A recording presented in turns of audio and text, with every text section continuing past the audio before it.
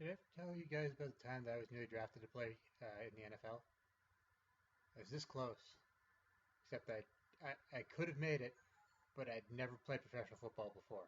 But still, really close. Saturday, July 23rd, 2016.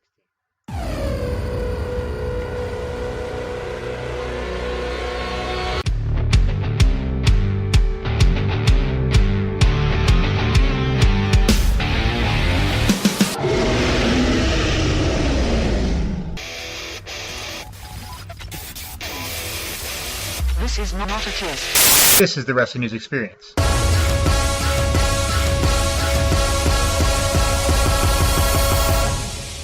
After Dark.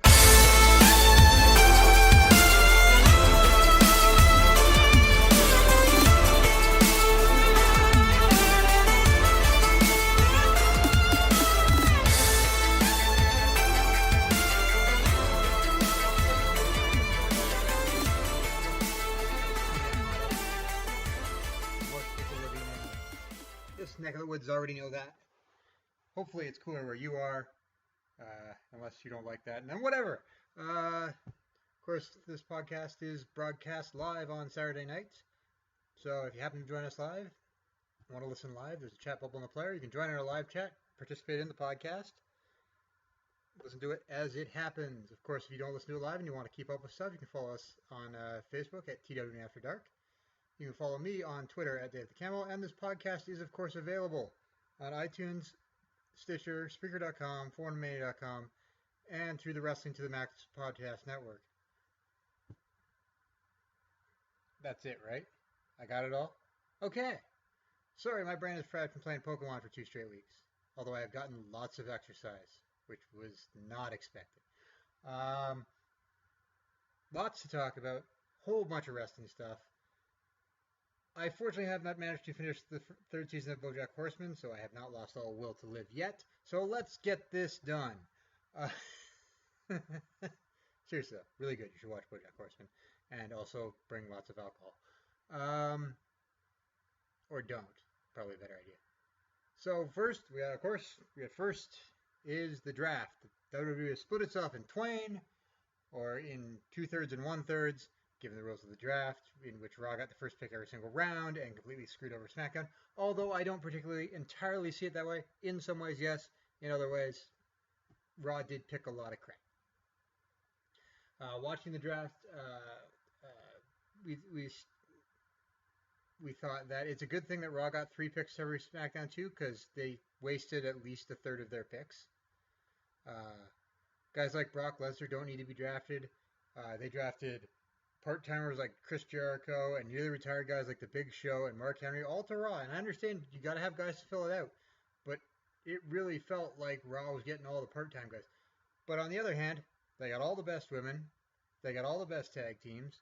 SmackDown gets to have a women's division built around Becky Lynch and Shrug, and a tag team division that's American Alpha and a bunch of guys who've won one match combined in the last year, I believe. But it doesn't matter because they don't have a women's title or a tag team title, so who cares? And hell, they won't even have a WWE champion after this Sunday, but we'll get to that. Overall, I mean, obviously, everybody watched SmackDown because it was the draft. The wrestling on the show was, and on Raw, and there was decent wrestling on both shows, but man, those were the filler shows that ever filled time just trying to get to the next phase of things, and they couldn't have planned this out worse. I don't understand why the draft took place 6 days before a pay-per-view for which matches were already created, because literally we spent 2 weeks watching Raws and SmackDowns that mean nothing. Like, the draft on SmackDown meant something, but the wrestling, the 90% rest of that show meant nothing. And same with Raw, and for the last 2 weeks, and it's just been, I just sit here going, I can't believe that they actually put this stuff on TV, and then they're going to blame Dean Ambrose for the low ratings.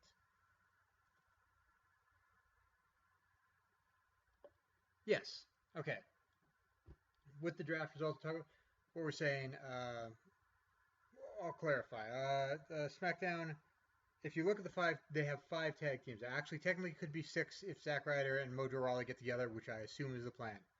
So you've got a team from NXT that's unproven in Zack Ryder and Mojo Rawley. You've got American Alpha, who are awesome. You got the Usos, who are at least credible contenders. And then you have Breezango, who, don't get me wrong, they're great. They won their first match this week on Raw. Was it this week or last week? And before that were massive jobbers. You've got the Vaudevillains, who are already falling out of credibility. And what was even the other tag team? I can't remember. Oh, the Ascension. That's why I can't remember. So it's last year's NXT tag division, but none of them have been credible on television for months. Have the Usos even been on TV since WrestleMania? Well, not since WrestleMania. Since they finished hanging out with Roman Reigns as the Brotherhood, or the Bloodline, or whatever the hell they want to call themselves. And meanwhile, on Raw for the tag division, the Raws has the New Day, the Club, and the Dudley Boys, which as a tag team to put over other tag teams is good. They've got who was the other one? Why? Oh, and Enzo and Cass. So they have the three best tag teams, and it goes over to the women's division too. Like American Alpha versus the Usos will be good, but beyond that, so once we've burned that match, what's left of the tag division on SmackDown? Over on Raw, they have Charlotte, they have Sasha Banks, they have Nia Jax, who's not the greatest, but is definitely the most unique of the women's call-ups. And they've got, why can't I remember the rest of the division? Summer Rae, who's an underrated talent, and Alicia Fox, who's going to be the jobber of the division, and nobody cares. Right there. And meanwhile, SmackDown has Becky Lynch, who's been fine, but not really pushed as a big deal. They've got Natalya, who's been around forever and not really shown that she should carry a division. You've got Alexa Bliss, who's great, but just came out from NXT. And then you're left with stuff like Carmella, who again is fine, but is she ready to carry a division at the level that the other side with Charlotte and Sasha Banks is? You've got Eva Marie, who shouldn't be anywhere near a wrestling ring, but somehow got drafted. And don't get me started on the fact that Bayley was not drafted. I swear to God, if Bayley's not Sasha Banks' mystery partner on Battleground, even if it's just a one-off and not her call-up and they wait until after Brooklyn to call her up, anybody... Oh, that's the other... The women's division on Raw also has Paige, who, again, is a great talent that doesn't get used often enough. If it turns out to be someone like Paige, who's a likely suspect, they are going to get the shit booed out of them because they're just for not being Bayley. Because they have jerked us around. It's like when they were jerking us around with Enzo and Cass coming up for so long. And yeah, it worked out in the end. But come on, guys. How long? We're not saying you can't still have the Brooklyn rematch between her and Asuka. But how long do we have to jerk around and pretend that Bayley doesn't deserve to be on the main roster? And at this point, it's becoming... I feel sorry for her because she's being denied an opportunity to make massive paychecks while every other woman in the NXT women's division has leaped ahead of her. Yeah, it's great she gets to carry NXT and have great matches with Asuka and all those, but everyone else is getting to make real money. And as someone who has carried that division for the past year, she deserves to make a little money. And be on the big stage and have arenas full of 15,000 people seeing her on a monthly basis.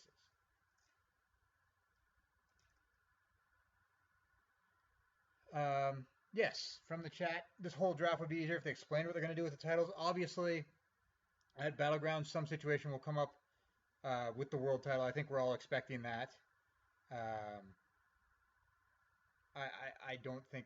Yes, to go back, yeah, for any woman outside of maybe Trish Stratus or Lita will be booed if it's not Bayley.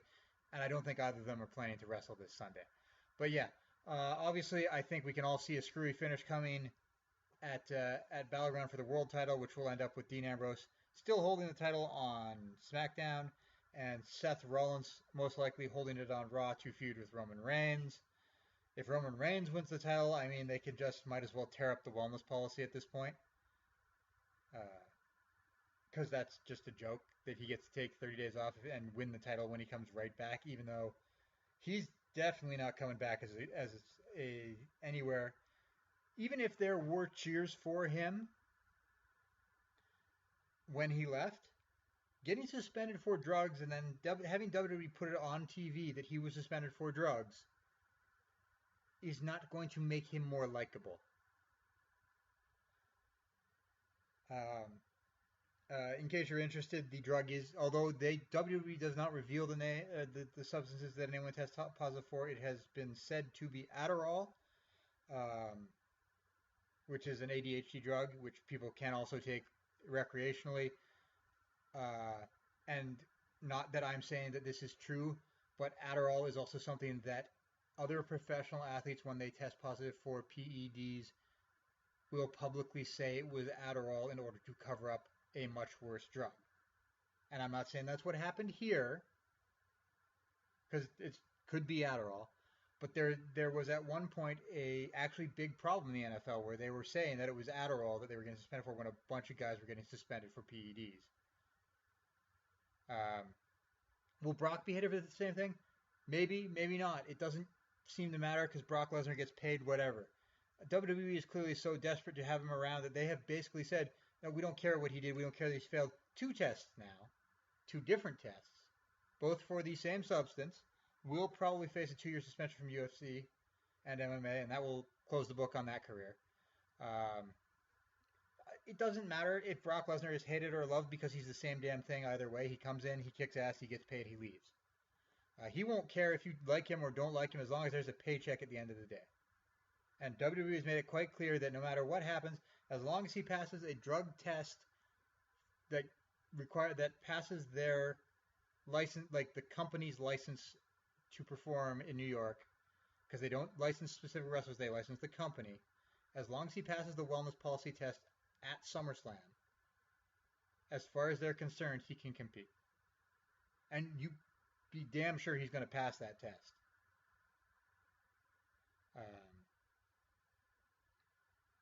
The thing with Brock is maybe. I'm sure there's a lot of people, and I'm disappointed. I know I am, because it was far more impressive if he was doing it cleanly.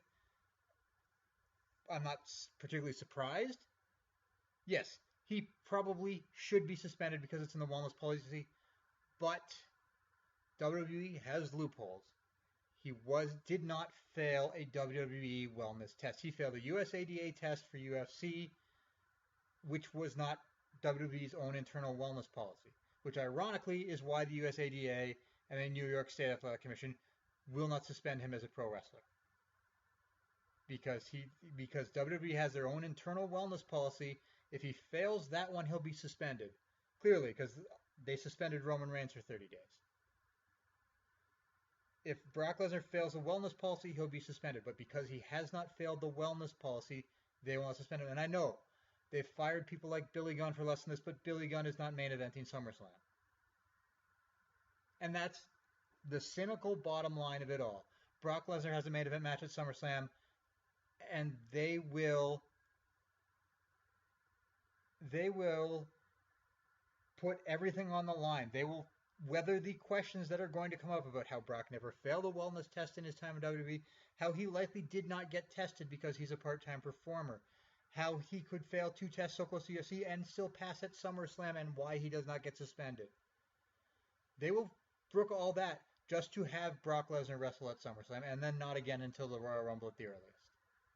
And yes, if he was facing someone other than Randy Orton, he should lose. But Randy Orton is not beating Brock Lesnar, and it's taking 2 drug test failures at UFC for anyone to even consider that he might. But Randy Orton is not beating Brock Lesnar. In fact, it's so certain that I still question why they're even having that match.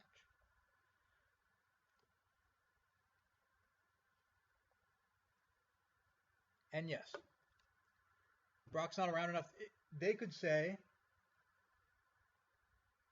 suspend him the day after SummerSlam, because there's a loophole in the policy that says, for the same reason why Roman Reigns didn't get suspended until after Raw, after they could set up this Battleground match, they can do what's necessary to complete storylines before they run through a suspension.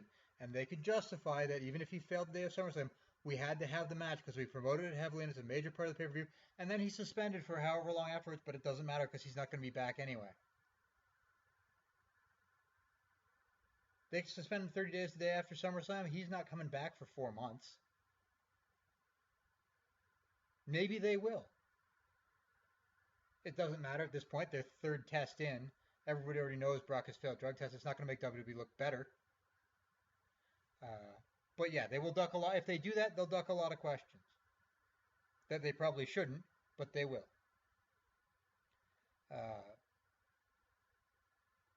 Brock will wrestle at SummerSlam one way or the other. Brock will win at SummerSlam, and Brock will disappear until the Royal Rumble at the earliest. And if they want to say he's suspended, he could care less because he's going to get paid anyway. It's this weird thing about Brock Lesnar that doesn't seem to permeate any other wrestler on the planet, and I guess thank God for that, and that Brock Lesnar doesn't care as long as he gets paid.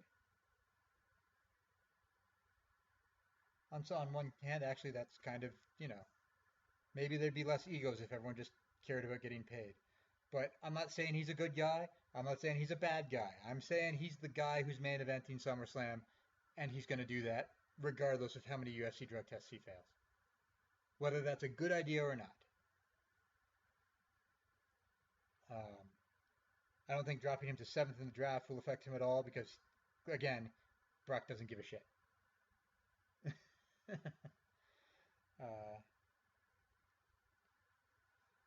Overall, overall in the draft, people are going to say, like I did, SmackDown got screwed in terms of tag teams. They got screwed in terms of divas. Sorry, not divas. It's hard to forget to say that. In terms of the women's wrestlers, they did get John Cena and AJ Styles, but they did not get the John Cena of even 2 years ago. They got the John Cena now who's not going to work house shows and could be one injury away from retirement.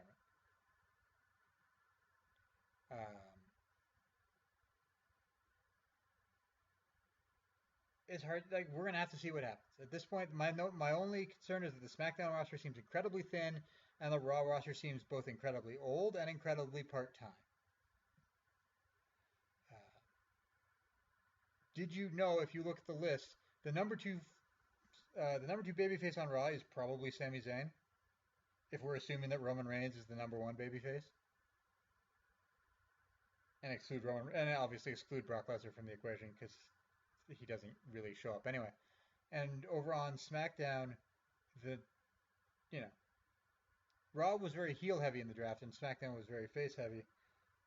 Is something I noticed. But yeah, the number two face in the company, unless they've got someone to push, it's Sami Zayn on Raw, which is good, I guess, as long as he doesn't become Roman Reigns' little buddy who gets beaten up by everybody else to get to Roman Reigns.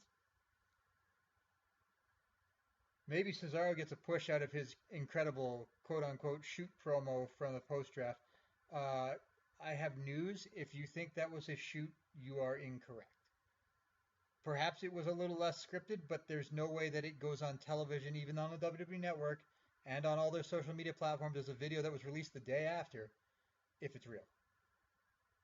If Cesaro literally vented about the fact that he hates the GMs, the fact that the focus is on the GMs, that he really wanted to be on SmackDown, that he doesn't think he's appreciated, and that thinks he got drafted too low, they would not post it on Twitter the next day, a video of him saying exactly that, if it was not cleared by the office.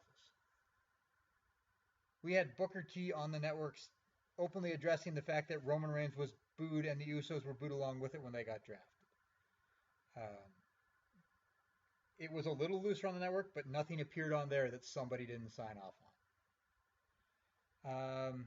Yes, going forward, they definitely needed a second world title, obviously, because with the single brands, which have been the single brand pay-per-views, which have been confirmed, first one is Backlash starting the first week of September. Second week, September 11th, is the first single brand pay-per-view.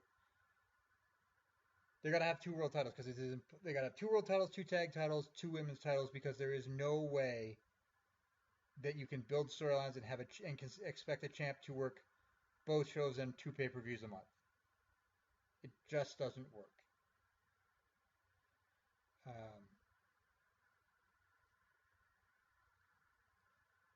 I think that they have enough talent on the rosters right now, even on the thin SmackDown, to get to that single brand pay-per-view, the first one in September. But beyond that, they are going to have to introduce something else because you don't have enough combinations at this point. I just went through the numbers, looked at it, I'm like, yeah. And if you had floating champs, you would burn them out so fast, which is the opposite of what they're trying to do in theory. Um, I did the numbers, and just for SmackDown, SmackDown has 15 singles wrestlers, 5 tag teams, and 6 women plus Maurice. And one of those is Eva Marie. Don't forget that part. Uh, it sounds like a lot of 15 singles wrestlers, but then you have to remember that you have to build a pay-per-view of 8 matches with just those wrestlers.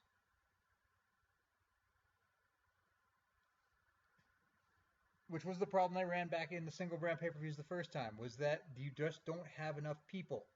And there are actually more wrestlers on the roster now than there were. I did the math. The original draft only had 60 wrestlers total drafted. 57 picks because there was the tag team champions and the NWO both counted as one pick. And they split up basically every tag team on the planet. This time they drafted tag teams as a single unit outside of the social outcasts, of which 2 still got drafted to the same brand and 1 did not get drafted, which we'll talk about. And then the Wyatt family have 2 on one brand and 1 on the other. But that meant there were nearly 70 wrestlers drafted this time. And it still seems thin, doesn't it?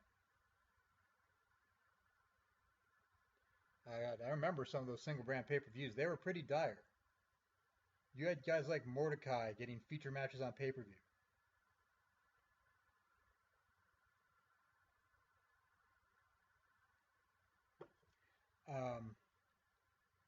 But they have some time. Battleground's already set. SummerSlam will be cross-band pay-per-view. They have until September to set things up. Will there be more people coming from NXT? I mean, like I said, Bayley obviously has to be on the way. There are a couple tag teams they could add, although that probably won't until after they're done the Dusty Rhodes Tag Team Classic. There's obviously the Cruiserweight division on Raw, which it's another question I have about the Cruiserweight division. It's going to be exclusive on Raw. They drafted the potential face of the division to SmackDown, leaving Raw with a Cruiserweight division consisting of Neville and technically Enzo Amore fits under the weight limit, and Sin Cara. Maybe Xavier Woods if he cuts some weight. Obviously, some Cruiserweight Classic guys will be coming up, but the problem is that I'm pretty sure they were originally planning to use those Cruiserweight Classic guys to fill the voids on NXT that were left by all the people who went up both after WrestleMania and after the draft. And I get that it's developmental, but man, other than actually the tag team division on NXT, they're pretty light on a lot of things. Like Shinsuke Nakamura should not be on the brand.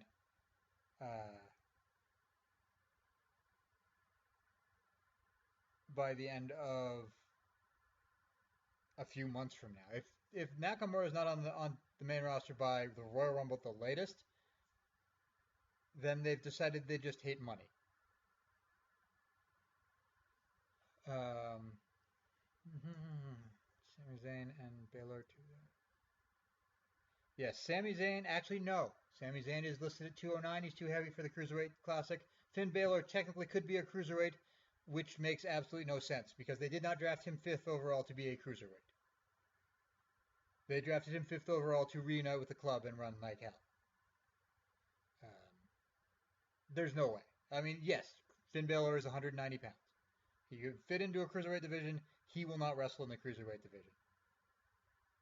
I wouldn't be surprised if the Cruiserweight division doesn't get together until after the Classic anyway.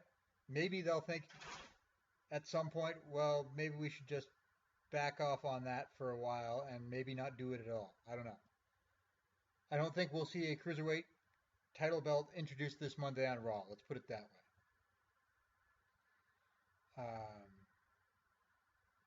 Yeah, it'd be a huge waste of Finn Balor. Why would you draft him 5th overall, make him a feature pick, put the club on the same brand as him, Um, make him a two-time NXT champion just to make him the focus of the cruiserweight division when he doesn't even wrestle like a. I don't want to say wrestle like a cruiserweight because the styles, as the classic is telling us, there's so many different styles. But Finn Balor's not a cruiserweight wrestler. He just isn't. And it's the problem I have with the cruiserweight division is it automatically limits things because there are people like Finn Balor who you would say the cruiserweight division is a step down. And the minute you say that, you're limiting the people within that division. You can't create an entire division that splits off wrestlers that makes that division their peak. Anyone else on the roster in any other division could theoretically be world champion because there's no weight limits on any other division. But by creating the cruise division, you've created a scenario where most of the people in that division will never leave it. I don't think it was necessary, especially in this day and age where we've gotten to a point where the fans have been conditioned to accept that smaller guys with greater skill can out-wrestle big guys with lesser skill. So I don't like the concept, and I wish they would not talk about it and maybe just not do it at all and just say, whoa, let's take a step back here. But of course they probably won't. But that's largely my impression of the draft. Obviously, we won't really see anything else important happen until Monday on Raw and Tuesday on SmackDown when they start for real. But the biggest thing is that SmackDown got screwed over like 3 different ways. And it's maybe they'll do more with less, but man, they starting from behind.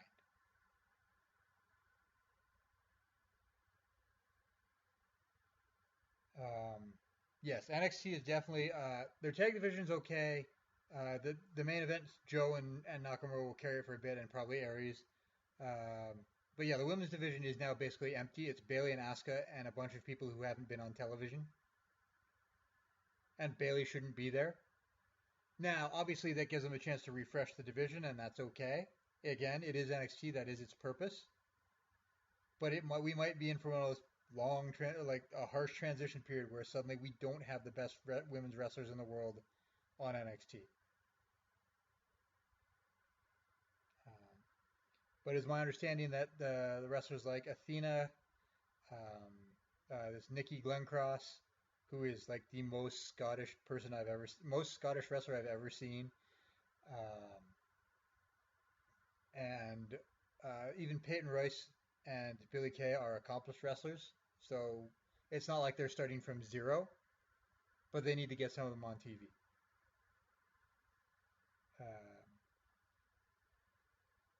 But yeah, so that brings us after the draft. We've still got a pay-per-view to deal with, which is on Sunday night.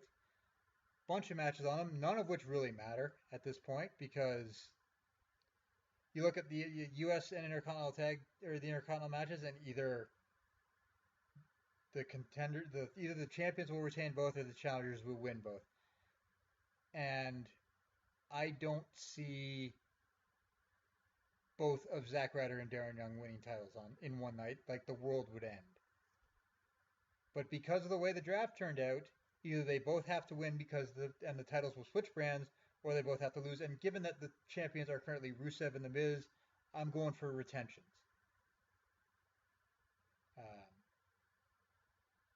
I think after stalling the Darren Young gimmick, they are now rushing through it to the point where he finally wrestled his first. No, has he wrestled his first singles match yet? Yes, he wrestled Alberto Del Rio, the man who is dead inside, and won by accident. Winning by accident does not endear you to a lot of people. I mean, I'd be all for Zack Ryder winning. I mean, although he's not going to beat Rusev, and again, for Ryder to win, Darren Young also has to win, and I just don't see it happening. The tag titles aren't on the line. The New Day is facing the Wyatt family, who is already broken up by the draft. So I guess the New Day wins. In reality, it doesn't matter because they'll still have the titles afterwards, and maybe Xavier Woods will be slightly less crazy. Or not. Dude's a level 22 Pokemon trainer at this point. How does he find the time? Not just because he's traveling all the time. The guy does a lot of work. I'm level 10. All right? Yeah, you happy? Um, what else we got? We got the John Cena and the club and Enzo and Cass versus the club, which will be a nice little match. Doesn't mean anything. No titles on the line. Enzo and Cass in the club and John Cena and AJ Styles are on different brands at this point. I told somebody on Twitter, one of our listeners on Twitter talked about that, and I said, honestly, between the world title and this match, if SummerSlam doesn't end up as John Cena versus AJ Styles for whatever SmackDown version of the world title ends up with, I'll be surprised. Yeah, it'll be something like maybe not even John Cena, but like Enzo will hit a rocket launcher and pin Anderson. I fully expect Cena and Enzo and Cass to win the match because it doesn't mean anything. And they will pin one of the club so that AJ Styles versus John Cena is still protected. AJ Styles will face John Cena at SummerSlam. I guarantee it. It will probably be for the SmackDown World Title. Which, by the way, poor Dean Ambrose. But that's another thing. Sami Zayn and Kevin Owens are going to fight each other, which they really should have at some point either on SmackDown or I'll take it on the pay-per-view, attach a stipulation where the loser leaves Raw, because otherwise it makes no sense for them to end their feud forever and remain on the same brand. Because nobody's going to believe when one of them is out or when they end up in a random tag match 2 weeks after this that they're not going to beat the crap out of each other. The hatred runs too deep. They need to be on separate brands. It is the biggest thing that they got wrong. It makes no sense. They've been fighting for 2 years against each other in WWE, and for 15 years in their career, they've been fighting each other. There is no way you can keep them on the same brand and expect anyone to believe that that feud is ended. And the poor way in which they have set up this feud at Battleground leads me to suspect that in some way they know that this isn't really the last match and we'll probably get one at SummerSlam, and maybe that will be the loser goes to the other brand sort of thing. Because this has been the most, just for a blood feud ending match, this has been the worst build I have ever seen. The only thing carrying it is the fact that they are two of the most entertaining guys on the roster. And yeah, it makes no sense. You can't end this blood feud and have them stay on the Raw together. They've made it clear they can't coexist. I don't care if they announce it on the pre-show of Battleground. If this is the final match, they cannot both stay on Raw. It just doesn't work. But WWE will expect us to be okay with that.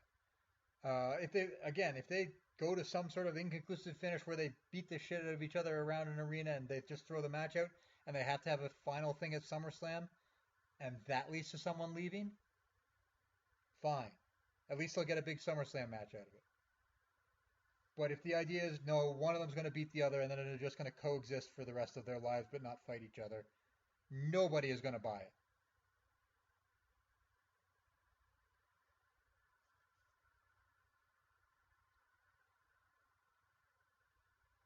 Oh, why do you have to say things like that? From the chat, Owens can win, put Zayn on SmackDown and have them captain teams for a Raw versus SmackDown Survivor Series match. Now you really make me wish I could have afforded tickets to SmackDown or to Survivor Series in Toronto. Yeah, in Canada, it would blow the house down. I couldn't afford tickets. Maybe I'll still find a way to go, but yeah, that's my biggest complaint about the draft and about Battleground is the whole Zayn Owens situation that makes no sense. What else is on the pay-per-view? Becky Lynch versus Natalya in a match that nobody cares about, which is rough to say. They're both very talented, but it's like the 7th or 8th most important match on this throwaway pay-per-view. I'm shocked it's not on the pre-show. Oh, in case you're interested, the Usos versus Breezango is the pre-show match, which of course has no build and no point, but whatever. Hey, what's high draft pick Baron Corbin doing at the pay-per-view? Nothing? Okay, they talked like he was a big deal. They drafted him ahead of guys like Enzo and Cass, so I assumed that Baron Corbin's a big deal. But you're saying he doesn't have a pay-per-view match? No, I was just checking. What else else is on this show? Well, the women's title's not on the line. Charlotte and Dana Brooke are facing, we covered this, Sasha Banks, and who would damn well better be Bayley. But will probably end up being Paige or Nia Jax or someone else from the Raw brand who isn't Bayley. And the match will get booed to shit. Because fuck you, that's why. What else? I can't. I think that's it, except for the main the world title match, which we've covered. Seth Rollins will probably win, or there will be some sort of both pin Roman Reigns situation.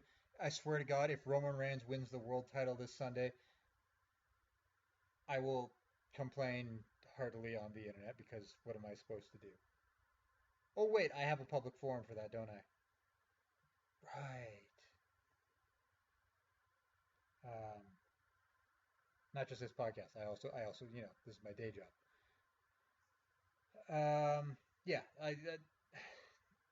it's pretty clear in my eyes that they put the title on Dean Ambrose just to get the Money in the Bank briefcase out of the way, and that they have no intention, no matter how good of a job he does, he's not holding the belt any longer. He won't be the main event of SummerSlam. He will probably be back in the SmackDown mid card by 2 weeks from now, and that's kind of sad. I mean, they'll still talk about him being a former world champion and he'll be a contender for titles, but if he wins the world title again in the next, we'll say, year or so, I'll be very shocked. He'll be that guy who had that. He'll be Dolph Ziggler. He had that one reign that lasted about a month, and they just took it away from him because they did, and he never gets. He gets the credibility of being called a world champion without ever actually contending for it again. And yes, Roman Reigns absolutely needs to turn heel or something because it's just going to be mind-boggling this Sunday and Monday and however long they continue to insist that Roman Reigns is a good guy. Yeah, Ambrose versus Miz opens SummerSlam for the Intercontinental title. That sounds so accurate that it actually makes me sad.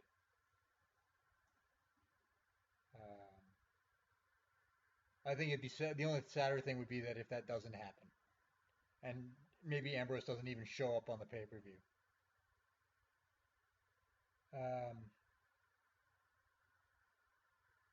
Yeah, so in case it's not clear, I'm not particularly like the wrestling should be fine as always, but I'm not particularly looking forward to Battleground because nothing that happens at it at all matters. Nothing at all. We might get to see something cool like Bayley as a mystery partner or Finn Balor debuting or something like that, but nothing that happens at that show matters because the brand split has happened and this pay-per-view was created before the brand split happened. And with the idea that nothing that would happen on it would matter. I mean, I don't think they can do a worse finish than they did for Raw, where Seth Rollins was unilaterally, briefly for a minute, as Raw went off the air, declared WWE champion, despite the fact that everybody knows that a double pin goes to the champion. And then to have it finish on the WWE Network when someone like me, who's already stayed up till 11:15 to watch this thing, turned off the show when Raw ended and did not go to the WWE Network to see the fallout. You think I was the only one? You think everyone suddenly switched over to the WWE Network to find out? No, they just assumed the show was over. I mean, that was ridiculous.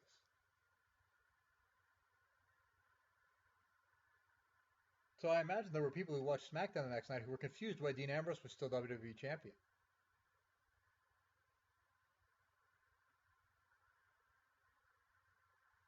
And I would have been if if this wasn't my job. But yeah, that's where we are. We are stuck until Monday when we find out what new direction we're careening off in wildly. We got one world title so far. We probably will have two. We got one brand with no titles other than the Intercontinental title that's guaranteed to be there after tomorrow. On the bright side, Corey Graves is doing commentary now. I can't wait till 6 months from now when we say, man, Corey Graves sucks on commentary, probably because Vince is telling him what to say.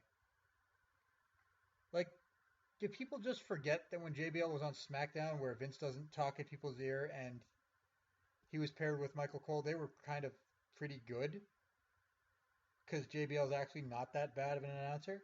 But once he got over to Raw, where he's being told exactly what to say, he suddenly sucked. Happened with Matt Striker too. Will probably happen with Corey Graves. Like, I've seen the awards, not just at 4-on-1, but others. JBL has won Announcer of the Year awards. Matt Striker won Announcer of the Year awards when he was on color commentary for WWE, because they're fine until Vince gets his claws into them, and then from after that they're a corporate shell who talks about how they love it having fun out there. And it will happen to Corey Graves too. I just thought you should be prepared. I think that's all. I mean, that was a lot that we talked about, but I think that's all I had to talk about for real. Just want to do a quick check of some news, see if anything big has happened in the last few minutes while I've been doing this show.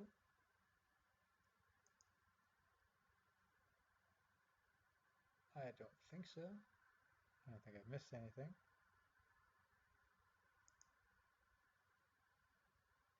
Just checking. There's been a lot of news this weekend, but most of it related to comic book TV shows and movies, which I'm okay with.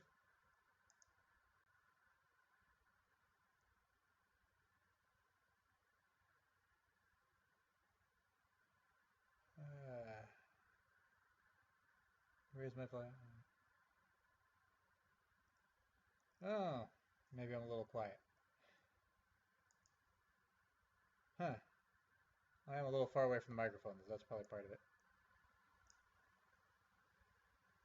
Well, we'll do better next week. It's probably because I'm a little far away tonight. Sorry. See if that's any better. Sorry, I was just handling some technical difficulty. But yeah, it was an eventful week for wrestling. I mean, there was another round of the Cruiserweight Classic, which was not as good as the first week, but still good. Another week of NXT, which was good as always. Lucha Underground is finished up for another season, but the good news is they've already got a third season in the can, so that's good. And we're all in it. We're in a whole new world, starting on Monday. Let's hope anybody continues to watch it, because that's the real problem, right? That nobody's watching it.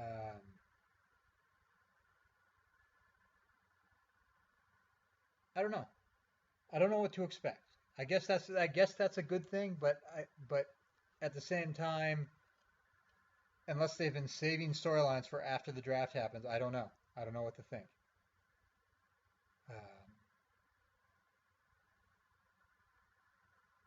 I guess we'll see. So I hope everybody at least enjoys Battleground. Like I said, the wrestling should be good because the wrestling is always good.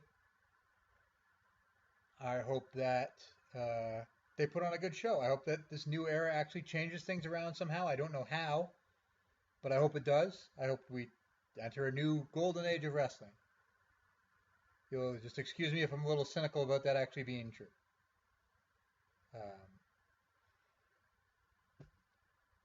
I guess we'll see.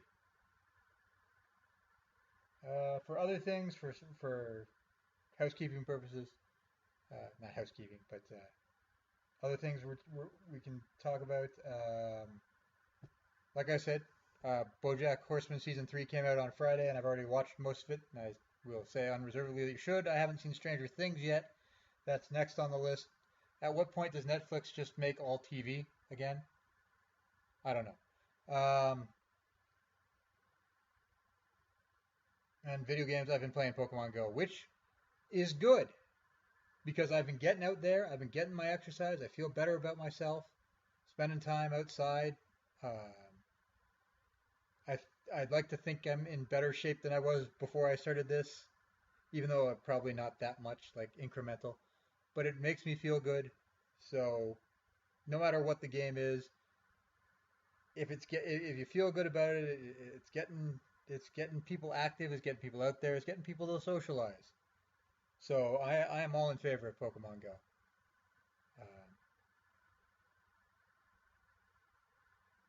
And that's really all I've had time to play.